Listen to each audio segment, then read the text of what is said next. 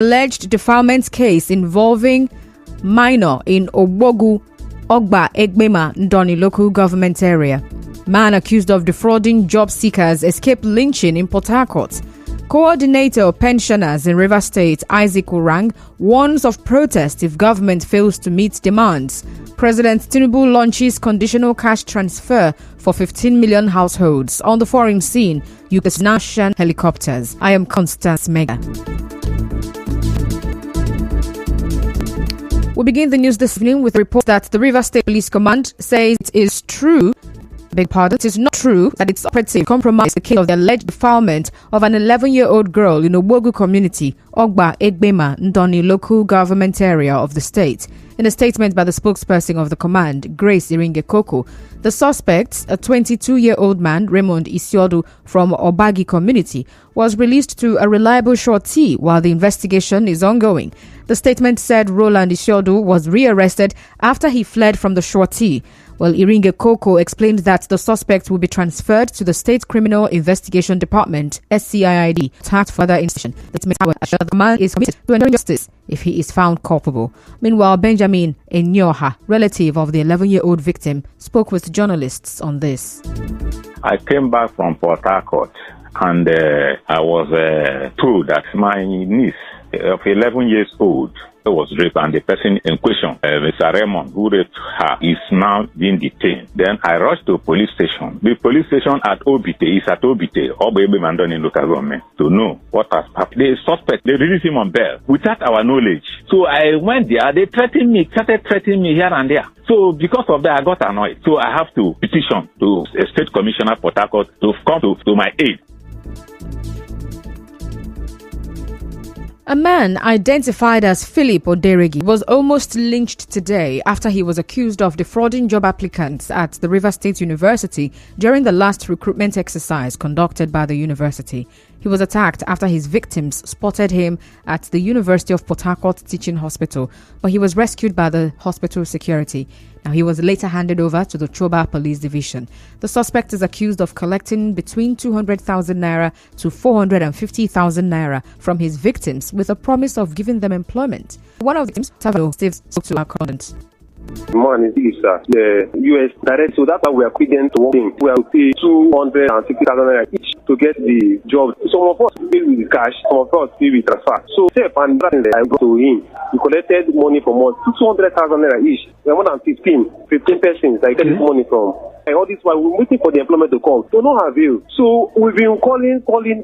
So, we say that we should hold on. That next month, this other month, we should hold on. Since last year, sir. Well, Mr. Stevens also demanded a refund of their money.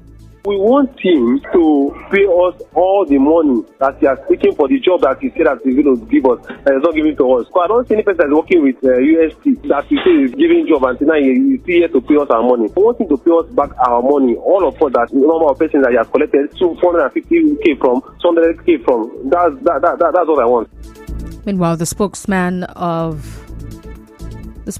of the Rivers State Police Command, Grace Iringekoko, confirmed the incident and promised to give details.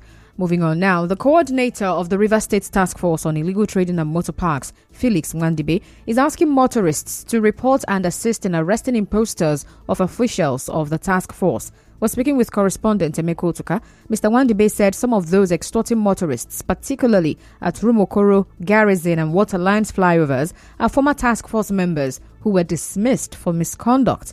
Mr. Nwandibe said the task force is faced with a challenge of hoodlums impersonating its officials to harass and extort motorists. The information has been filtering to me. Some of them are the boys who were working with me that were dismissed for one offense or the other. Like yesterday, they were beating one. I met him at Garrison. Now area boys too in the place. In every junction, you will see people say they are point 1, they are point 2. They are not my boys. They are not my boys. As members of the public, anyone they see, let them hand them over to the police. If there are a group of people that can hold them hostage before the arrival of police, better. And if they go to the police, if police need my statement, I will go there. Well, he also explained how to recognize legitimate members of the Rivers State Task Force. If there are some group of persons wearing this our current vest operating with any other motor other than this our Ford Ranger, they are illegal. They are illegal. They can be arrested as well. Anytime you see my boys, we are always on convoy, and they must be on this our vehicle, the Ford Ranger pickup. So if they are not with it, they are not my boys. Recall that a resident of Port Harcourt, Osagie Sylvester, recently raised alarm over extortion of motorists by individuals who claim to be affiliated with the Rivers State Task Force around the Garrison Waterlines flyover. The coordinator of the Rivers State Response Team on Violence Against Women and Children, Tombari Dumka Kote, says there is no justification for inflicting violence on anyone, regardless of their gender. Mr. Dumka Kote said this while reacting to the recent news of 2 women in the state who attacked their husbands with hot oil and hot water, leaving their husbands hospitalized. Well, Mr. Dumka Kote said those who commit acts of violence must be held responsible for their actions and face the appropriate legal measures. The acts are condemnable because they are being carried out by women against men. We won't say there is any justification for it. They will face the same punishment, irrespective of what would have happened between them as a spouse. Anyone who has perpetrated violence, be you a man or a woman, that person will have to face the law, as in the Violence Against Persons Prohibition Law 2020. Like as it is, pouring of harmful substance on anyone upon conviction is imprisonment for life.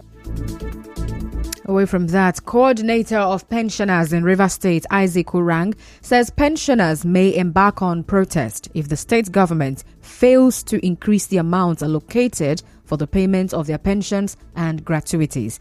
Mr. Orang said this while speaking with our correspondent, and he also called for pension harmonization and upgrade. Well, he said the amount, which is paid in batches, cannot solve the over 110 billion naira owed pensioners in the states. The pensioners are just there wallowing in poverty. With these hard times, people are not comfortable again. We're going to hit the street and make sure that we make the whole world know what we are going through. We have written letters to the governor. We have written to all of them that are concerned. No response from anywhere. Nobody is talking to anybody. So the only language the government here is protest, because it's very shameful for a state like this for pensioners to be crying. Most of our children are not even employed as to say they will give us help. The monthly pension does not take care of anything. A lot of the pensioners have families. Some people have not built any house. In the meantime, a former Dean of Student Affairs of the Federal College of Education, Technical, Omoko, Dim Ahiakwo, wants the Rivers State government to include retirees in the distribution of palliatives. Mr. Ahiakwo said this while speaking with our correspondent.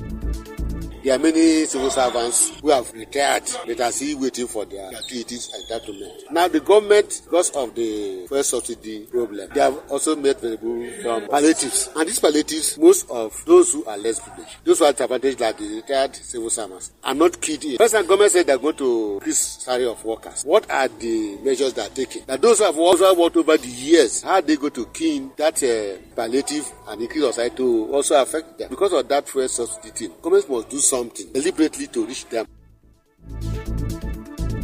In other news, a member of the Committee for the Defense of Human Rights in Rivers State, Peace Akabwo, is asking the Independent National Electoral Commission, INEC, in Bayelsa State to urgently convene a security summit to stop what he described as a trans-border crisis ahead of the November 11th governorship election. Mr. Akabwo said this while speaking with correspondent Soibi Oruwari, and he advised the commission to avoid activities that can affect the credible conduct of the election. Following the INEC revolution on security situations in Bayelsa, we call on INEC to convene a security conference which would involve all the stakeholders, political leaders, youths, traditional institutions, and all sister security agencies to chart a way forward towards having a hitch-free electoral process, as it will afford everyone the opportunity to be educated for need of peaceful coexistence. To conscientize them on the importance of peace, there must be transborder crisis and humanitarian issues could be created. Also speaking, the focal person of Yaga Africa in Bayelsa State, Maureen Amana Nagan, spoke about the INEC and the preparation of security agencies for the election. Well, Mrs. Maureen advised politicians to do everything possible to avoid voter apathy during the election. Political parties, I thought they are more interested in is their campaign rather than also for them to also look at what INEC is doing and also be part of it. So, because some persons are not taking the process that leads to the elections units came out to test the beavers. You could see that in some of those polling units, we witnessed low turnout. So that's not what we're expecting to see on election day. Political parties and some voters are not taking the process that leads to November elections seriously. A chieftain of the PDP in Isiokpo, Nyeoma Amawo, has called on the PDP in Isiokpo and Ikwere local government area not to overheat the political scene with individual adoption of candidates ahead of the 2024 local government elections. Mr. Amawo said this while reacting to the calls by some stakeholders of the party to present himself for the local government chairmanship race. He said it is too early for such adoption. I do not wish to join others in causing disharmony and disunity within the party, as some are doing now by compelling party officials who are meant to be neutral empires to adopt certain persons. Currently, you will find party executives fighting amongst themselves because of these coerced adoptions. Ward leaders and principal stakeholders are not even aware of these endorsements. Rather, you find some characters across various wards parading themselves as who they are not and faking all sorts of endorsements. Mr. Amawo, who commended members of his party for adopting and endorsing his candidature, said the actions were unhealthy for fair play and called for restraints on the indiscriminate endorsement of candidates.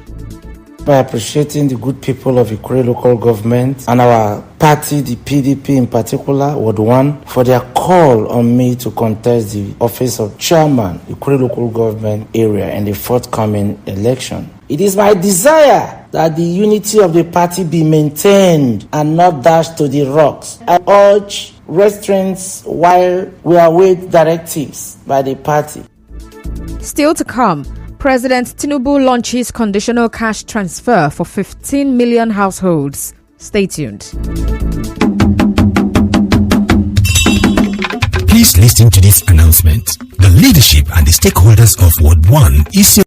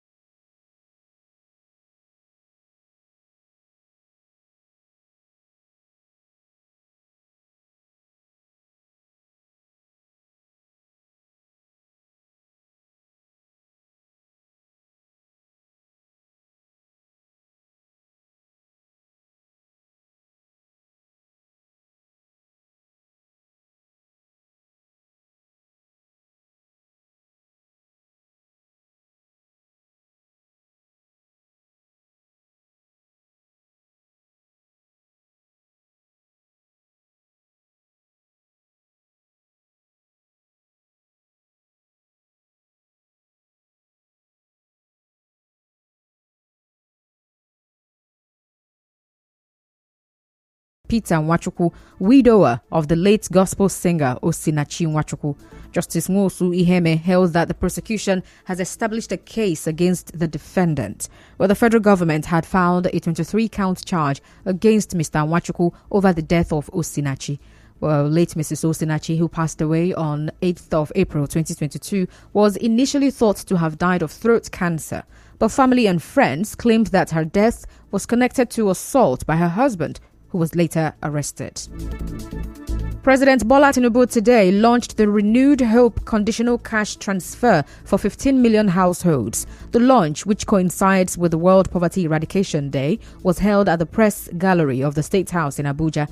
The Secretary to the Government of the Federation, George Akume, represented the President at the event, while the Minister of Humanitarian Affairs and Poverty Eradication, Betta Edu, says 62 million Nigerians will be captured in the program, 1,000 naira for each of the beneficiaries.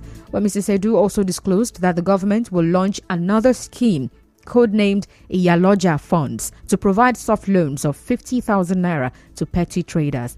Well, she also said farmers would be provided with incentives to boost their farm yields at the beginning of the next farming season. Meanwhile, business analyst Tunji Andrews says Nigerians should not worry about the 6 trillion naira projected for the 2024 budget, but rather focus on the proper use of the funds. He believes the federal government will carry out a lot of infrastructural projects that would require funding and advised Nigerians to hold the government accountable to its spending. He spoke to our correspondent. The thing I think they should be worried about is ensuring there's no wastage in that expenditure. Spending money is not always a problem. It is the expenditure. Also, there's the second angle of revenue. If we do not have enough revenue, there might be a problem. And usually from our history, we know that Nigeria and projects equal to mismanagement and things like that. We give this government the benefit of the doubt and hope that they will do things differently. But Nigerians need to also keep them accountable by asking questions. Well, Mr. Andrews also believes that businesses will benefit from the projects and programs the federal government plans to embark on. This government is trying to think about doing things differently, and there will be a lot of opportunities for all kinds of enterprises to plug into the turnaround projects that are being created. There is talk about building infrastructure, turning around power, gas. Those are multiple opportunities that can create multiple revenue streams for different industries and Nigerians as a whole. If this is done well, it will be great for the economy. Well, yesterday, the federal government...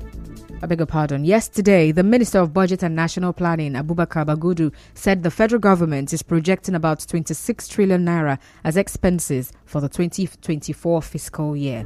In business, residents of Port Harcourt have continued to express concerns over the continuous increase in the price of some essential food commodities in the state. Well, this follows the recent report by the National Bureau of Statistics that Nigeria's inflation rate rose to 26.72% in September, which was caused by the removal of petrol subsidy in the month of May.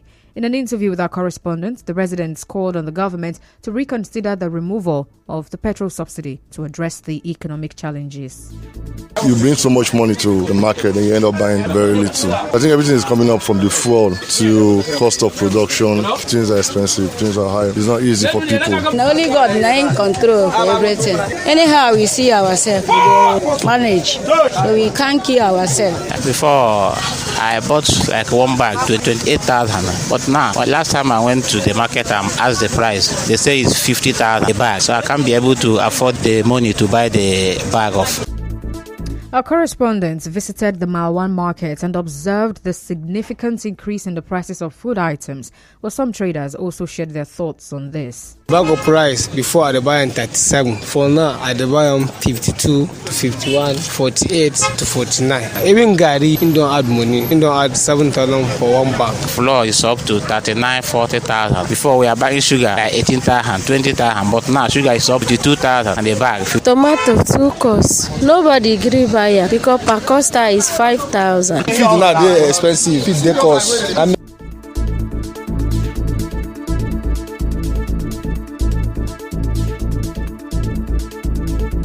And now, we'll bring you news from around the world. Ukraine says it has destroyed 9 Russian helicopters in an airstrike on 2 cities in the Russian-occupied east of the country. A special forces statement said dozens of Russian troops were also killed or injured in the operation. Well, that's the news this evening. But before we go, let's take a look at the highlights of the major stories. On the news this evening, you heard that the police in Rivers State have denied compromising an alleged defilement case involving an 11-year-old girl in Ogba Egbema, Ndoni local government area. A man accused of defrauding job seekers at the Rivers State University escaped lynching today. The coordinator of the pensioners in Rivers State has warned of protest if the government fails to meet their demands. President Bulletin today launched the conditional cash transfer for 15 million households. On the foreign scene, Ukraine says it has destroyed 9 Russian helicopters. The news was edited by Onyeka Chinwosu. Mostly cloudy weather in Port Harcourt this evening. To reach the news team, send an SMS or WhatsApp to 0808 721 7215. Remember, peace is the path to the prosperity of a nation. Let peace reign. My name is Constance Mega. Thank you so much for listening. Good evening.